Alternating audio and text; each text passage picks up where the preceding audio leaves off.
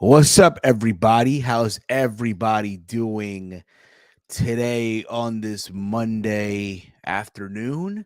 It's like what 12:38 p.m. right now here in New Jersey. Kind of cloudy day. I don't mind it at all. Finally August, so you know what that means. August 1st. Happy August 1st to all the Impact Wrestling fans out there. It's August 1st day.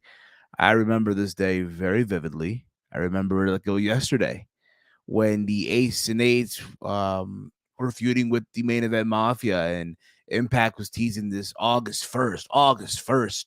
You guys remember that? And everyone had like this high expectation of who it could have been, right? Everyone had this thought, oh, who can it be, right? It's August 1st. And out came on that day Tito Ortiz and got no reaction whatsoever. And to be honest with you guys, what I like is, yes, is it a day that we can go back and say, oh man, what a moment? Yes. We can also laugh at it. We can also laugh at the moment. We can laugh at it. We can like, haha. And I love the fact that Impact Wrestling, after all these years, have still embraced it. So once again, happy August 1st, Impact Wrestling, everyone out there and all that stuff. But what is going on, everyone? What's up, everyone out there? It is August 1st, 2022. This is a impromptu version of Steve's Kitchen. Decided to open the kitchen for you guys, and let's see where this goes. Let's see how this happens and all that stuff. I know it's lunch hour where some of you may be right now if you're working. So I want to get you through your lunch hour. You're probably right now at the Chipotle. You're probably at the lunchroom. You're probably right now as we speak trying to order food, whatever it may be. Let me ask a question for you guys in the chat below. What is your go-to when you're having lunch at work? Or maybe when you're at home? Or maybe when you're in school? What is your go-to for lunch? Let me know. Let that be a discussion for today. What is your go-to for lunch and all that stuff? Maybe there's some of you who pack a lunch. That's awesome if you do. It's awesome as hell. But anyway, this my weekend as a whole, it was fun. My mom had her engagement party. My brother flew in from Chicago, flew back to Jersey, and he felt very nostalgic. Uh, Being that my brother, when he travels in, he doesn't really travel to Jersey. He'll land in the city. That's where he tends to be in New York. So for him, it just felt very nostalgic to be back in Jersey and all that stuff. Um, but overall, the ceremony, like the little dinner, let's put it that way, it was a dinner. It wasn't like anything crazy, if you will. I met the rest of my soon-to-be stepfather's family. Seems cool. Like, again, if as long as he makes my mom happy, I'm happy, what have you. Um, so there's that. Um, right now they're at the shore for the week. So, your boy got the crib. It's about to go down. What's going on, Chief? Are you going to WrestleMania in Philly? I don't know yet, bro. I want to. I really, really do. But it's like one of those things right now where I'm just really, right now, I'm not sure. It's, I don't want to be like one of these guys. Oh, I'll say now, yeah, but then push come to shove, I don't do it. I don't know yet. Probably, yeah. There's a possibility because closer to Jersey, so we'll see how that goes. My go-to for lunch is my meal prep: chicken and broccoli. That's not bad, dude. Me personally, dude, I try to do a sandwich, but here's what I do: I don't do the bread because of my diet and all that stuff, right? I will do just the pieces of turkey and then the cheese in the middle, and I'll roll it up. That's my sandwich, basically. Um, but I ate good this weekend, dude. I ate fucking good. Your boy ate like a king. Um, my soon-to-be stepfather's Italian, so there was like this whole Italian buffet that they had us, eat an appetizer, the main course, and dessert. So I ate good. Your boy fucking ate like a king. There was lasagna. My bad. No, there was no lasagna. I wish there was lasagna. There was ravioli. There was veal, which I was surprised by. Meatballs, fucking steaks and peppers, and my bad, sausage peppers and all that stuff. There was rice. There was chicken. What was it? Chicken francais. If I'm saying it right, I apologize once again. But there's all the stuff, and I ate good, man. I ate good, so I can't complain. But Monday is finally here. Your boy's getting back to the meal prep. I'm actually gonna start. I'm gonna go to the grocery store today after I get out of the gym. So there's that. But nonetheless, guys, a lot happened this week in wrestling. So a shitload of wrestling events. I know there was a GCW event that happened during Starcast. I didn't watch it. Um, I might go back and watch it sometime this week. I don't know yet. Depends really how I'm feeling. But I did watch SummerSlam. I did watch Ric Flair's last match on Sunday. I was part of the watch along over on the True Heel Heat channel. It was fun for what it was worth. So, how this is going to go down is I'm going to give you guys my thoughts on both shows and my thoughts on the matches, if that makes any sense. Um, but yeah, there's a lot to get into, guys. But overall, an exciting weekend of wrestling, and I feel like there's more to come. Like literally around right now, we're August, and around the corner is Arthur Ashe. Around the corner is AEW going to Canada. Around the corner is Clash at the Castle. So it's like, can we breathe for a little bit? And also, there's UFC 277. That was also a good card as well. But again, if you are new to the YouTube channel, if you are new to this period, hit that subscribe button down below. Give the video a big old thumbs up. Share through social media. You can follow me on Twitter at Heel Steven. That's HEELSTEVEN. Holy shit, I just sound like Jeff Jarrett there for a second. That sounded creepy as all hell. What the fuck's wrong with me? What the fuck is wrong with me? God damn.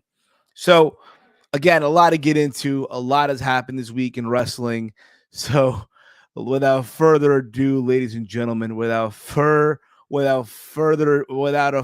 of a fucking do, I think it's about that time. I think it's about that time that we all basically, if I can find the damn clip here, let's just, I can't even fucking find it. I can't. I was trying to find the damn Tony Khan. Let's fucking go. And here it is. Without further ado, folks, a lot to get into in wrestling. Let's fucking go. So SummerSlam was on Saturday. I literally I was under the impression that I was going to miss the show live, being that I was at my mother's engagement party.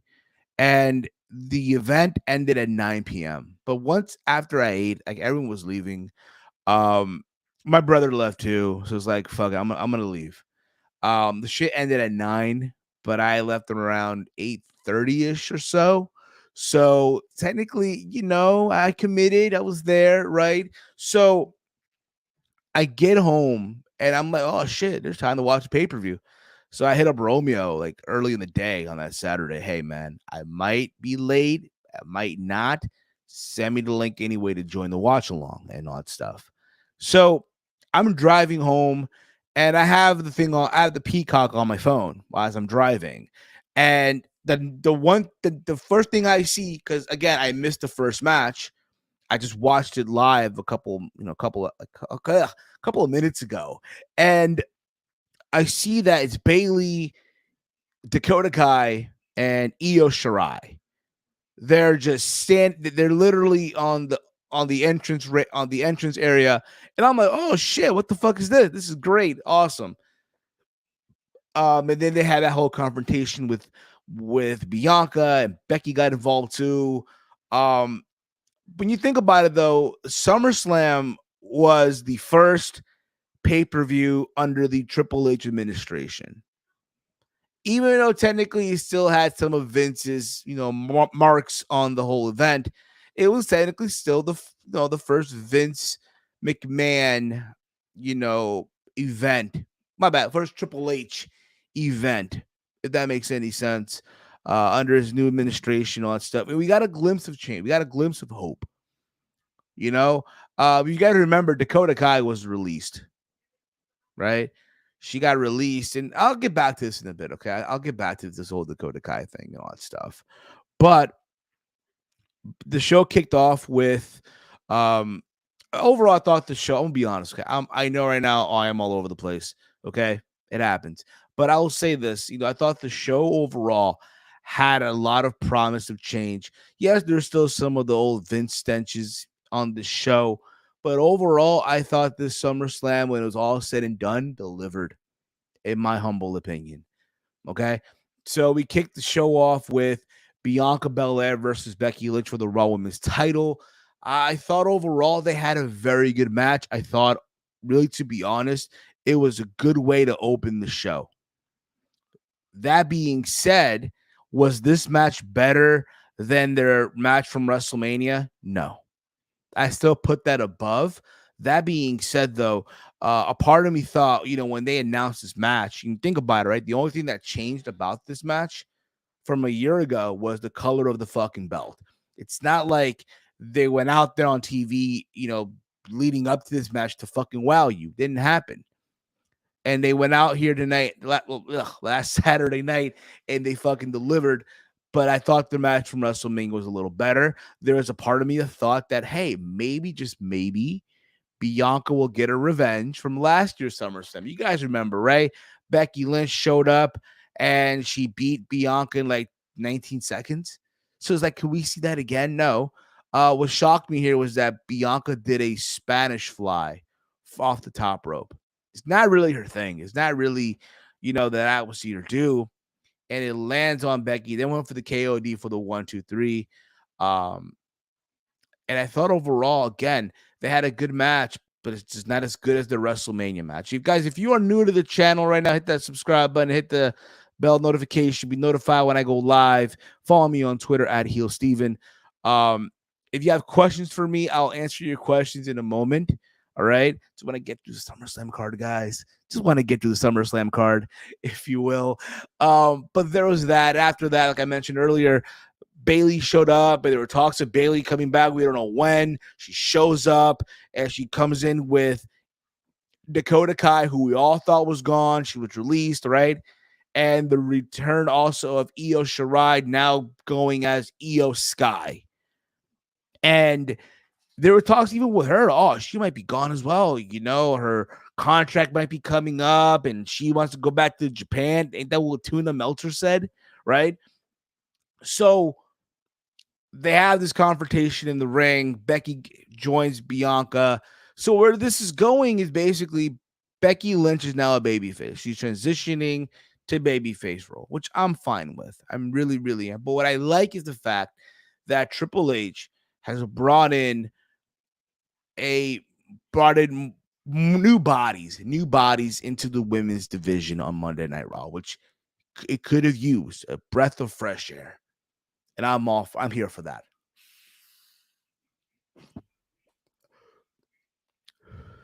Well, I'm here for that. I really, really am. So there was that. From there, we go on to Logan Paul versus The Miz. I thought, Logan Paul really is amazing how someone like him can come in and just pick it up, just literally pick it up like that. It's amazing.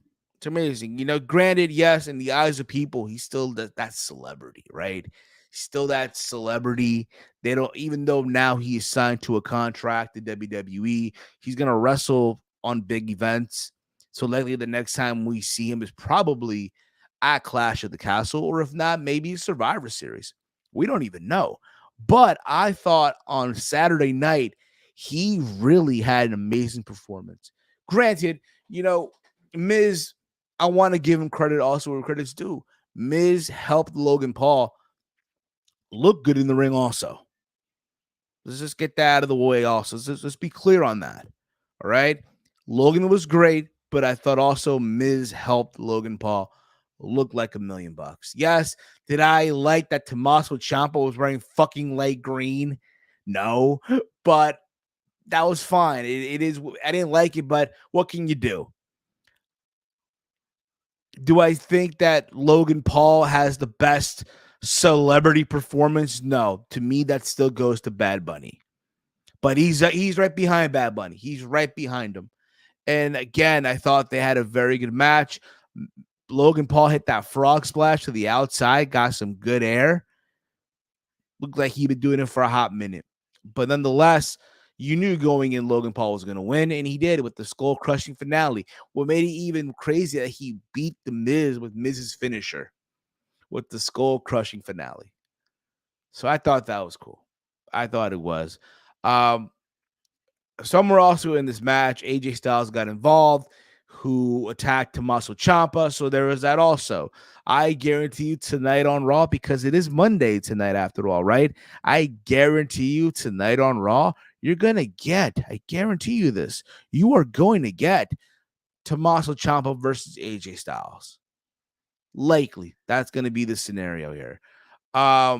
Where does Miz go from here? I have no clue. Probably tonight on Raw, he might blame Tommaso Ciampa for what happened. That might be happening. We don't know. But there's that. As far as Logan Paul goes, I think he goes back to, doing what he's doing. I know the Jake Paul versus Hakeem Rahman fight got canceled. Depending who you talk to, really, the reasoning, it is what it is. Okay? It is what it is. It's all good, Romeo. It's all good. It's all good.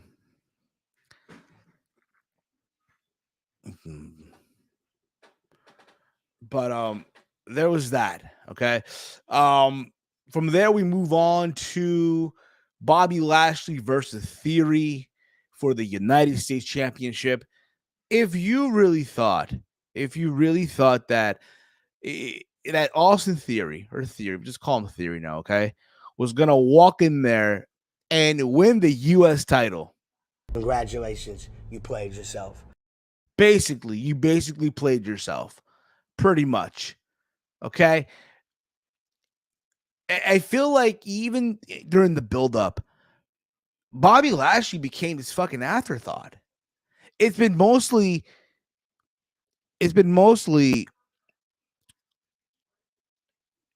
Theory and Dolph Ziggler. Yeah, it's been mostly them going at it. It's been mostly them feuding.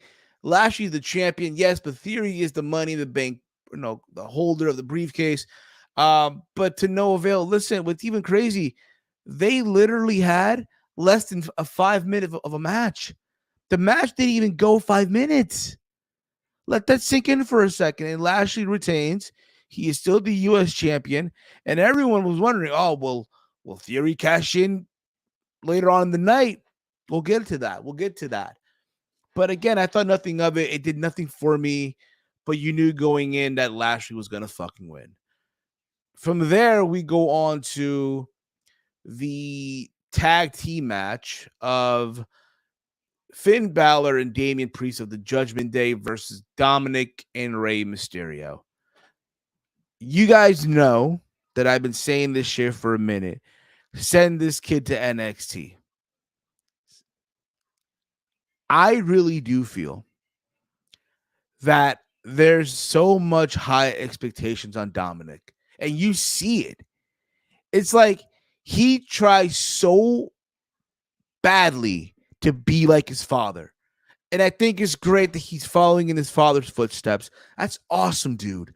But reality is this, man. You are not your father. You are you. Dominic Mysterio is Dominic Mysterio. And I feel like in moments he tries so hard to be like his dad that it doesn't come off right. It doesn't. He needs an identity. And I don't think he has it. I think he's just going through the fucking motions, dude. Alabama Powell, no, he did not. He did not go to the Performance Center. Do you believe SummerSlam is a stadium show now, even though they struggle to sell out these on stadium? Yes, it should be a stadium show. It should be. I know there was photos going out. Oh, it didn't look right and half empty. Can we cut the crap? Just serious, just cut the crap about this whole, oh, they couldn't fill. And again, I see this even in AEW, like during Rampage. People must have forgotten, yo. And this comes from someone who's been to Rampage. During to Dynamite and Rampage, all that shit, right? When you go to these shows during Rampage, people leave. It's natural. People don't want to miss their train. People don't want to miss the bus. Fuck, I'm out. But the point is, though, yes, WrestleMania, SummerSlam, WrestleMania, I feel like now they've been stadium shows. That's what it should be now. I don't mind it either. Just as long as you don't make it 2 nights, I'm Gucci. Okay.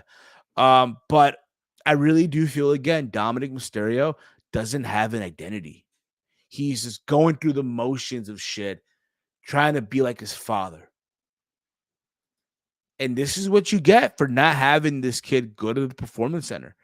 Go be part of NXT. Now, listen, I think him going to NXT will be fine just so he can get his identity. He can get his, if you will, right?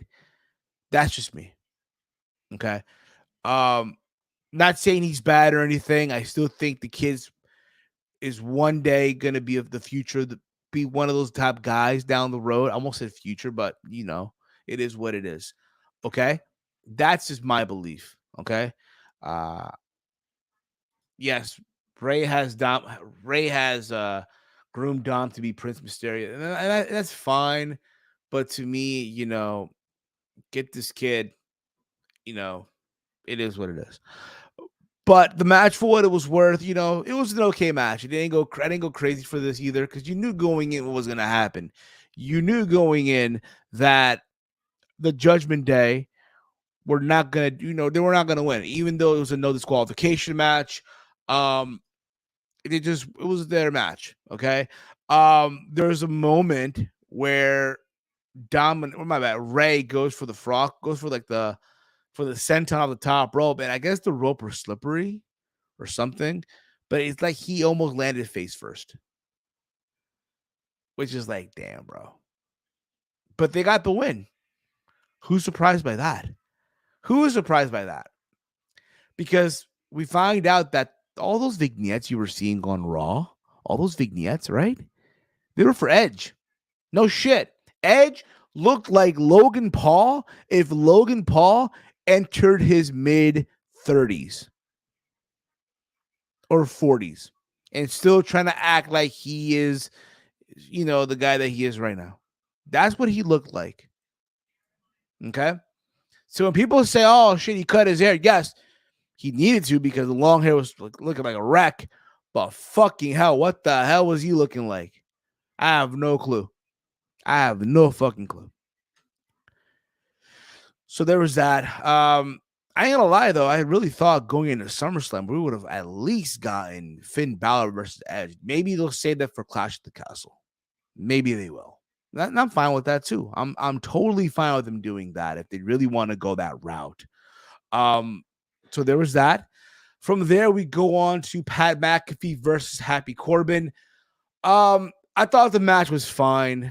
I mean, if you want to rank all the matches that Pat McAfee's had from NXT, from the main roster, right? Again, this guy wrestled Adam Cole. He's wrestled a War Games match.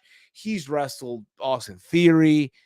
This was probably the least favorite out of all his matches that he's had, in my opinion. Not saying it was bad. It was a solid match for what it was worth. The build-up, I enjoyed. It made you want to see, okay, what the fuck Pat McAfee was going to do. It looked like he also had issues with the ropes. But for what it was worth, it was there. Okay. Pat McAfee got the win. It looked like he was trying to go for like a Canadian Destroyer or something, and it just came off terrible, but he got the win. Baron Corbin lost. Where do they go from here? I don't know. So we'll see. We'll see where things go from here. But I'm pretty sure the next time we see Pat McAfee wrestle a match, probably Clash at the Castle. We'll see. Yes, and I agree with that too. The choir singing was pretty dope. The choir singing bum ass Corbin was pretty cool. I am not gonna deny you that. It was. So there is that also. From there we go on to the WWE Tag Team title match of the Usos versus the Street Profits with special referee Jeff Jarrett, who was doing double duty this weekend, by the way. I don't know if you guys know that or not, but Double J was doing double duty. And I thought the match was pretty good. Was pretty good. Was it better than the Money in the Bank match? No, was not. But I thought all four guys had a good showing here. They were slowly but surely showing you the other side of Montez Ford, the attitude side. Right? He gave Jeff Jarrett an attitude. Montez Ford goes on the top rope, does the frog splash, lands, and you think, okay, this is over with, it's done. But he proceeds to sell. Okay, he's selling. Looks like he's doing it forever. Then goes for the cover. Jeff Jarrett, who, listen, was a fair in the middle referee, fair down the middle referee. The 1-2, then there was a kick out, but Montez Ford is blaming Jeff Jarrett for the slow count, which was not the case at all. Not the case at all. To which then, Angelo Dawkins tags in. And he fought his ass off. Let's give him that also. Fought his ass off, right? Tags himself in. Runs to the outside. Gets super kicked. Gets fucking super kicked. Okay? Got super kicked. And you think, okay, where's this gonna go into? And they hit the one and done on Angelo Dawkins. So he tags in to eat the pinfall. And I don't know about you guys, but I literally thought that, hey, the Profits were gonna win. And I'm like you, Alabama Powell. I'm like you, Mama. I did not expect the Profits to lose. I'm with you right there. I'm with you. But that happened. And I don't know about you guys, but I felt like, this is it. They just look defeated. I mean, what else can you do? Look, I'll be real with you guys. Do I want to see them wrestle again? I'm good. I am good. I am okay. I can move on. We could all just move on from all this now. Okay? Listen, they can have a million matches, all the fuck you want, but they're gonna get to a point where it's like, yo, I'm good. If you get what I'm saying. From there, we get the co-main event of Liv Morgan versus Ronda Rousey. Let's be honest here. This was a one-sided beatdown. This was basically Ronda Rousey doing to Liv Morgan what she probably envisioned herself doing to Amanda Nunes and Holly Holm. Right? Ronda Rousey just ragdolled Liv Morgan in this match. Tossed her around, judo tosses, you name it, right? And I'll be real about it. I'm like, yo, they're really not going to have Liv Morgan, who just won this title at Money in the Bank, lose to Ronda Rousey. Now, granted, let's be real about it right now. Liv Morgan is not going to have this long of a fucking run with the belt. It's not happening either.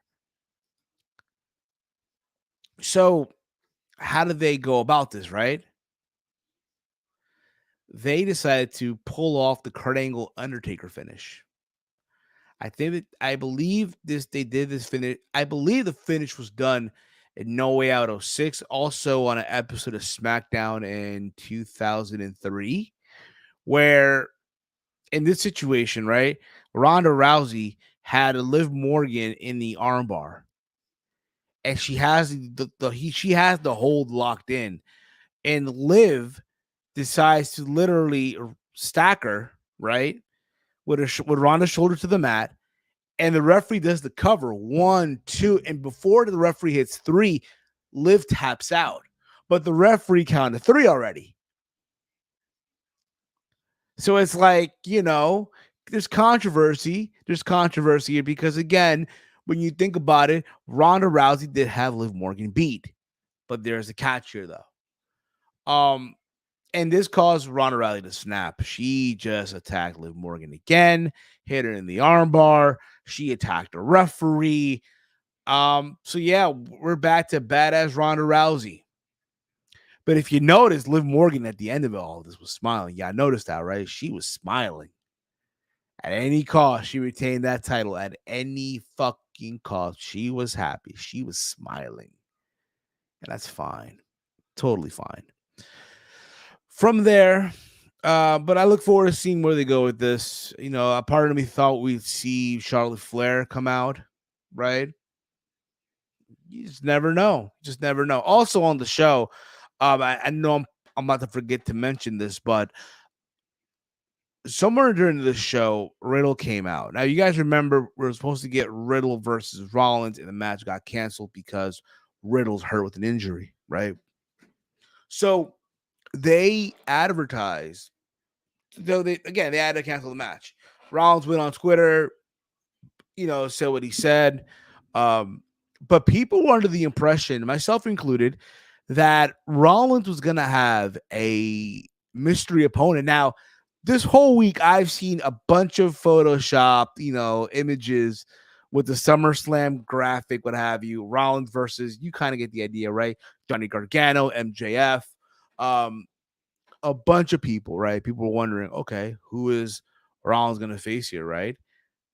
And with this whole talk of Triple H now being the man in control of WWE, could we possibly just see,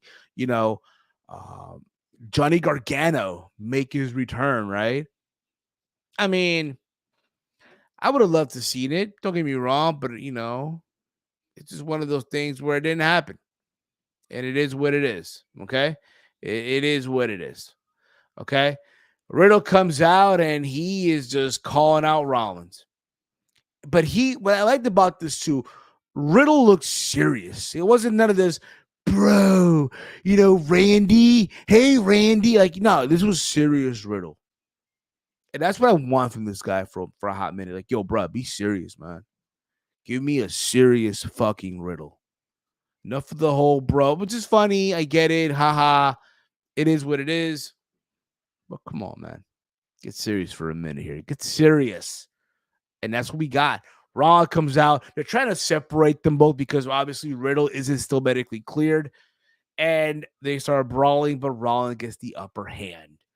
And there was that. So we didn't get a match, which was kind of disappointing for Rollins because you basically wasted a moment for him. But this is what you got. And that's totally fine, I guess, for them.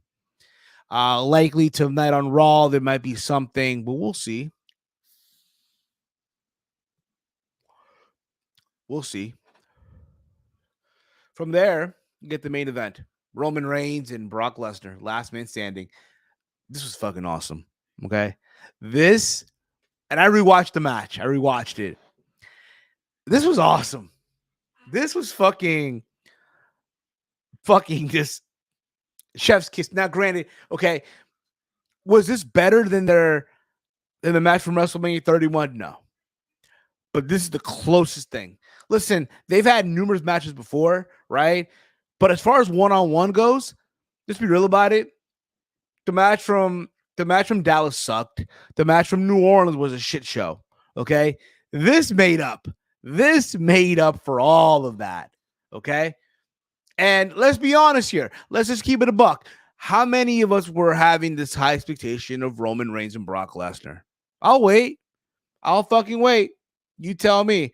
How many of you had high expectation? If you're going to sit there and tell me that, you know what, Steve, going into this show, Steve, I had this high expectation, and I still do. I believe that Roman Reigns and Brock Lesnar are going to steal the show. You know what I'm going to say to you? That's fucking bullshit. Or when does crack? Now, so the cocaine's happening. When does that crack come into play for you? Yeah, basically. And they went out there and they tore it down. They literally tore it down. Okay, literally. And there's also that concern. Oh shit, well, Theory cash in. What will happen? Um, Brock Lesnar came out in the fucking tractor. Need I say more? Like, come on, bruh. My man came out in a tractor, drove that shit down to the ring, got on top of the damn thing, cut a promo. Come on, man. I cannot wait for them to come out with the new Elite Mattel figure and shit with the tractor and all that shit. That'd be fucking dope. So again, just back and forth, right? There's a moment where Brock has Roman in the tractor and he's like carrying him and he throws him, into the fucking ring. And then obviously the part where Brock Lesnar lifted the fucking ring, lifted it, where Roman starts falling out of the ring. I've never seen some shit like that in my life. Never have. Never in my life. I thought it was great. I thought it was fucking great. Also the fact that Brock couldn't stay down. Yeah, granted, Theory came out and everyone was like, "Oh my god!" I'm happy they didn't go through with it. I'm really happy they did not go through with Riddle. My bad, with Theory cashing in here, because they would have done that. It would have been way too soon for the guy. Way too soon. So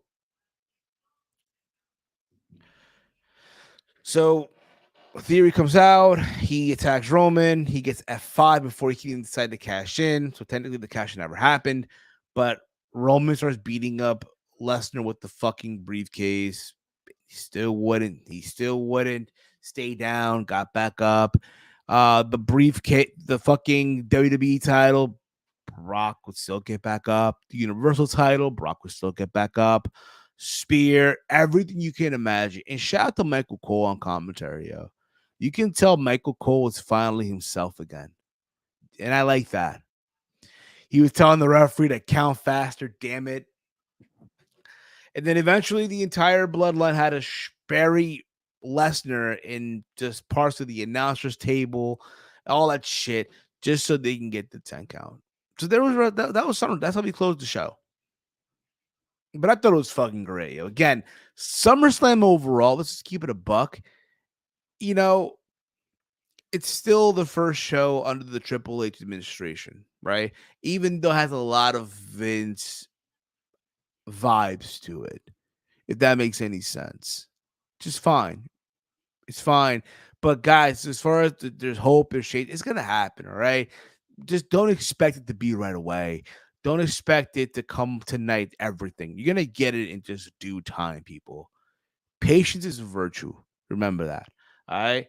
So that was SummerSlam. Now let's get into Ric Flair's last match. Ric Flair had his last match last night. Or did he? We don't even fucking know. Right? I view Ric Flair as one of the all-time, the GOAT. One of the GOATs, one of the fucking GOATs in pro wrestling. One of the best to ever fucking do it. I thought that he was given the proper send-off in 2008. Nothing would ever top that. The way he went out at WrestleMania, the proper send-off, all that was fucking amazing. There's no way you're topping that shit. I don't want to hear it. Right? And then he went to TNA because he needed the money. And when I heard the advertisements, right, leading up to this, right, Ric Flair's last match, Ric Flair's 73 years old. Ric Flair has a pacemaker. The fuck he's gonna do? Get back in the fucking ring? So they made this a fucking thing. Like I heard, the advertisements and all that shit, right? Like, bro, what the fuck are these? What are we doing, right? Is Ric Flair just trying to get a fucking payday? That's what it is. Ric Flair trying to get a fucking payday. Again, I have love for Ric Flair, but let's keep it a buck. Ric Flair did not have to fucking do this. He did not have to do this. We all know this. Ric Flair can live the rest of his the remains of his life. He can live the remainder of his life off his name alone, doing cameos, doing meet and greets, right? He's good. He is good. He's not struggling. He's not. He did not have to do this last night. Now, I'm not going to sit here and, and shit on the match because really, to be honest, it wasn't the worst thing I've seen, okay? It was not. But it was clear near the end of that match, like, bruh, this is just not going to, if this needs to stop this now. And listen, we all, I gave them credit. The whole nostalgia of Jim Crockett promotion was there. I thought that was awesome, right? I thought Conrad pulled off a good card because the undercard for the show, bruh, and you talking about a forbidden door, right? All this talk about a fucking forbidden door, bruh, this card had everyone in it almost from all promotions from around the world. Okay? You can't sit there and tell me that. Come on, bro. Come on, man. Get your mind right. GYMR. This card literally had people from every fucking promotion.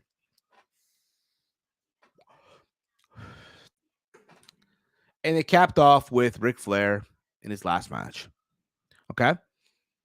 I'm not going to break down every single fucking match. I'm going to just go through the results, okay? Until I get to the main event. There was 2 pre-show matches. There was Ren Narita and Yuya versus Yuya Uemura from New Japan, the Battle of the Young Lions. There was that. Mance Warner won the Bunkhouse Battle Royal, which I did watch. So during this whole thing, I guess during the GCW event that happened on Friday, Nick Gage got in the ring and he called out Conrad for asking how come GCW isn't involved, in the Ric Flair last match. Like no participants. No one from that roster is in a match for that show. And that they're going to invade. And that's what happened. You had a good chunk of the GCW roster in the Battle Royal. You had Joey Janela. Holy shit. Joey Janela in the fucking Jim Crockett promotion ring.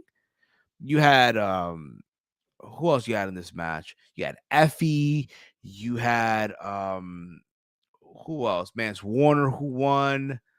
To name you a few, okay? Just to name you a fucking few. Matthew Justice is another one, right? So you had a good chunk of people, and you also had Alley Catch as well. So there was that. But it was all said and done. Mance Warner got the win. From there, we go on to the main show, right? The main show, it started off with the Motor City Machine Guns versus the American Wolves of Davey Richards and Eddie Edwards versus Chris Sabin, who was a former world champion, and Alex Shelley.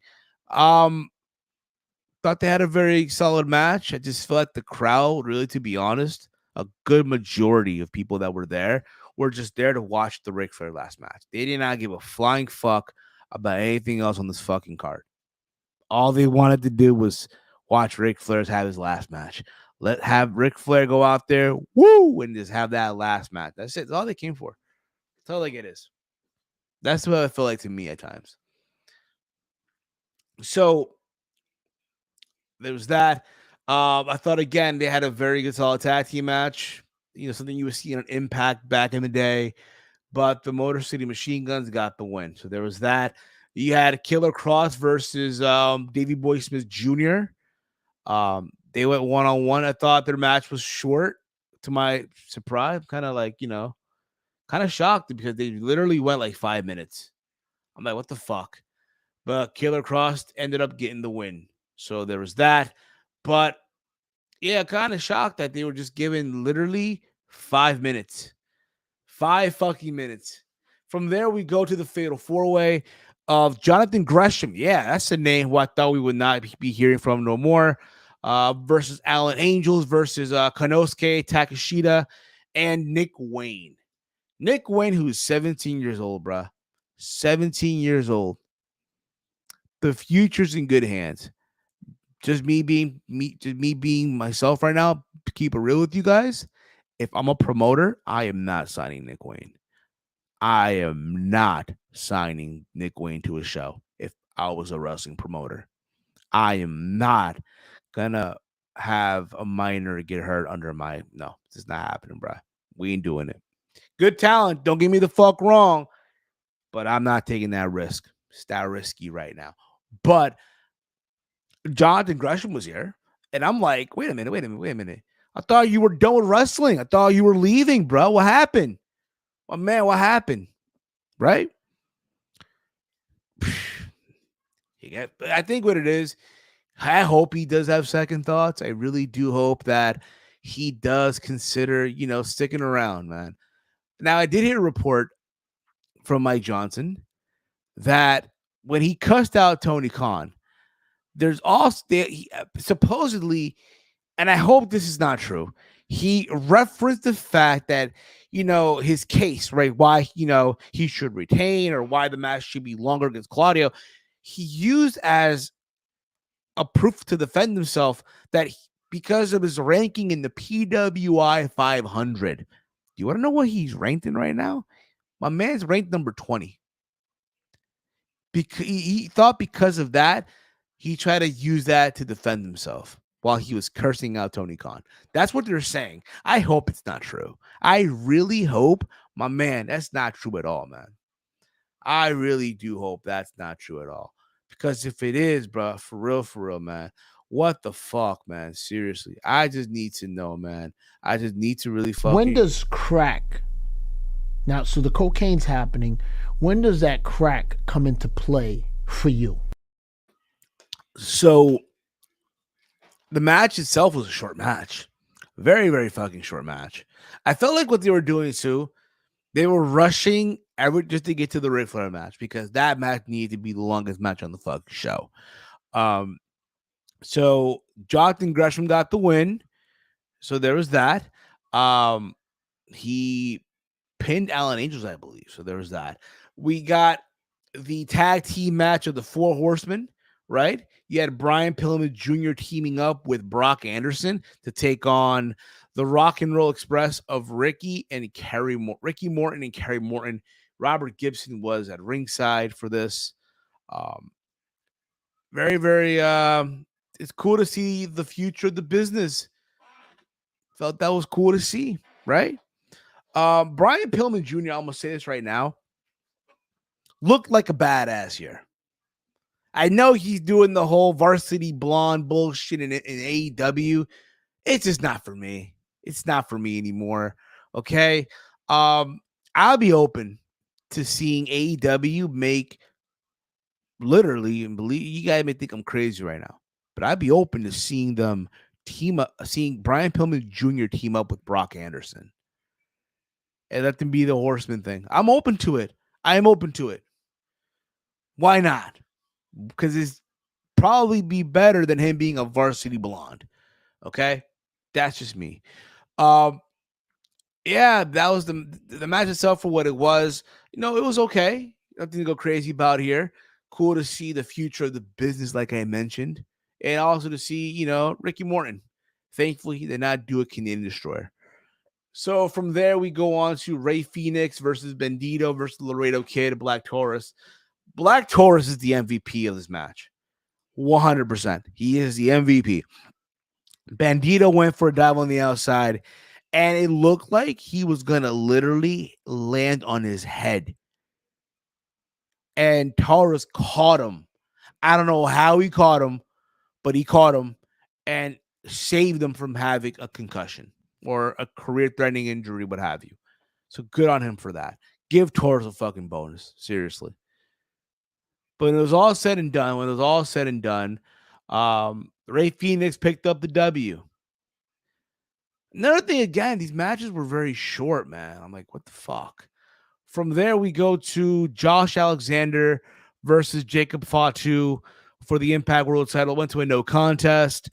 The Major Bros of Kurt Hawkins, Brian Myers, and Zack Ryder. Now, Matt Cardona got involved basically to attack Josh Alexander and Fatu. DDP came out, hit the diamond cutter on Matt Cardona, so there was that also. So yeah, I guess that was their way of, not having Fatu lose and, look weak, and a way for Josh to retain the title. From there, we go to a tag team match for the first time ever. The Briscoes of Mark Briscoe, to team up to go one-on-one to go up against the Von Erichs of Marshall and Ross from MLW. For what it was worth, I thought the match was pretty good. I didn't go crazy about here either, but the Briscoes ended up getting the win. So there was that. We go to the Impact Knockouts title match. We had Deonna Purrazzo versus Rachel Ellering versus Romeo's good friend Jordan Grace, as she was defending the Knockouts title. I thought, solid three-way between three women here. Somewhere in this match, it looked like Rachel Ellering rolled her ankle, but she didn't, thankfully. It was all said and done, though. All said and done. Jordan Grace picked up the win, and she is still the Knockouts champion. And then we go to the main event. The fucking main event, man. Ric Flair, Andrade versus Jay Lethal and Jeff Jarrett. I said this already. I'm going to say it again. Ric Flair did not have to do this. Did not have to. I get it. He wants closure. It's a way for him to sell tickets, right? I felt like people flew out or went to this show just to see that match. They did not give a flying fuck about anything else on the show. I felt like, again, the visual, the presentation was awesome. Okay? And I loved how they made you wait for it. Like Andrade comes out, right, in his bedazzled mask and shit, and they turn the lights off. And they make you wait for it. They made you wait for the boom, boom, boom, boom, boom, boom, boom. Like they made you wait for it. I like that. Out came Ric Flair in his robe. He wrestled in a t-shirt. Now, I'm not saying that Ric Flair looked like a spring chicken here, because he did not. But I hope I look like that when I'm 73. Just saying. So again, the whole entrance, all that was awesome. Then the fucking bell rang. And I cringed. I'm not gonna lie to you. I cringed watching him wrestle. And here's the thing, right? Now that this is done, let's move on from this. I do not need to see Ric Flair wrestle anymore. I don't need to see it. I am good. Thank you, Rick, for what you've done for the business, but bruh, I don't gotta see you wrestle no more. Okay? Stop letting your ego get the best of you. Yeah, I'm reading this comment from Chief. The entire match, I was scared for Ric Flair's safety. High Keys was mad his ego for not letting him. High Key was mad his ego for not letting it go. There you go. That's amen on that, brother. Amen on that. But I do think, again, he did not need to do this. He could easily live off his name, do cameos, do appearances, sold t-shirts, appear in someone's rap video. I don't fucking know. But that, again, that's it. Okay? When he got hit with that suplex, I'm like, oh no. Right? There was a moment in the match where Andrade had these brass knuckles that he was supposed to give Ric Flair. Also, Jerry Lawler made an appearance on the show too, by the way. Also on the show, you had at ringside Bret the Hitman Hart, Undertaker, and Mick Foley. You had a cameo appearances as well throughout the night from everyone, basically, right? Even Cody Rhodes, Dolph Ziggler, because they couldn't call him Dolph Ziggler. They couldn't call him Dolph Ziggler, so they called him Nick Nemeth, right? And so many names, what have you. Yeah, there was that too. There was that. What was I gonna say? But for Rick, listen, man, there's the brass knucks, right? The brass knucks, and he could have put it in his hand. Okay? Couldn't put it in his hands. He had to force it into his hands. He had to physically put the knucks in his hands. a Chief writes here as well. Shout out to Charlotte for turning down the suicide. Shout out to Charlotte for turning down the suicide dive. Yeah, can you imagine had Ric Flair done a suicide dive? And you can just tell, bro, it's not a Ric Flair match without him bleeding. He bled. He was gassed out. He was tired. I'm good. I don't need to see him wrestle anymore. Hit the figure 4, and the referee counted 3, gave the win to Flair, but Flair also had his shoulders to the mat. But I guess they were like, yeah, let's get this shit done. It's over with. Move on, right? And then he cut his promo on the mic. Again, it was a very good felt moment. Fine, all you want. But at the same time, it was sad. It was sad to see, like I mentioned before, a guy, a legend, one of the best to ever fucking do it, at the age of 73, still needing to lace up the boots. Here's a guy who hasn't had a match prior to this since 2011. And yes, I'm aware he's trained, all the fuck you want. But you forget when you stop doing this for a long time, your body forgets. Yes, he's been training. It's one thing to be trained, but another thing to actually have with a fucking match.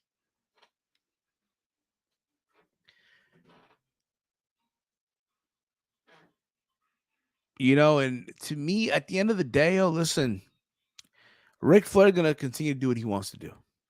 Ric Flair, let's be honest here. Let's keep it a buck. Is this really his last match? I don't think so. It's not. It's not his last match. I want to believe that it is, but it's not going to be his last match, unfortunately. And we'll be here again next year talking about the real, not for real, the last Ric Flair match. I don't even know, but it's done with. We can move on.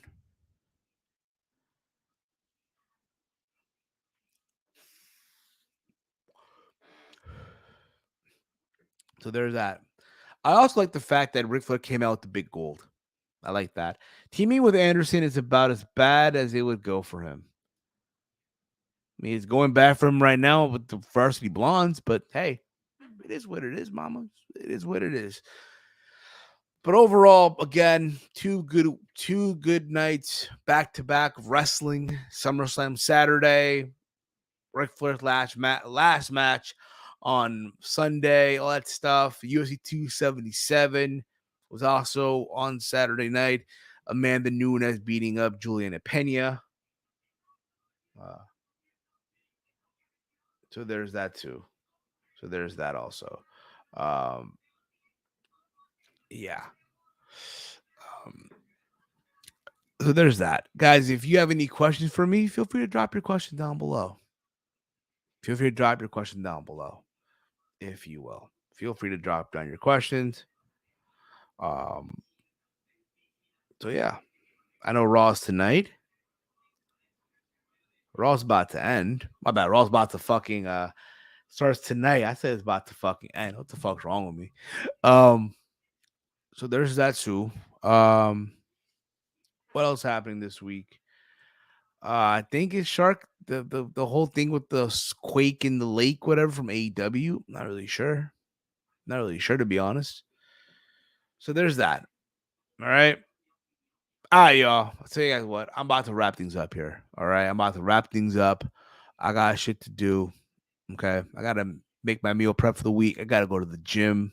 Okay. So I wanted to get on here for a little bit on Steve's Kitchen. You guys have been awesome as always. All right. If you guys are, again, new to the channel, please hit that subscribe button down below. Okay. Hit that subscribe button down below if you're new to the channel. Okay. Also, while you're at it, okay, follow me on Twitter @HeelSteven, Instagram, YouTube, all that stuff. Hit that thumbs up. Be notified when I upload. Hit the bell notification. I'm sorry. Hit the thumbs up. But hit that bell notification. Be notified when I upload, when I go live, and all that fun stuff. All right. Around the Point goes back, returning live this Sunday. Chase Covington makes his return. some demands he has. So there's that too. But again, guys, thank you for tuning in. All right. As always, hate, comment, and subscribe. This has been another installment of Steve's Kitchen, y'all. Peace out, everybody.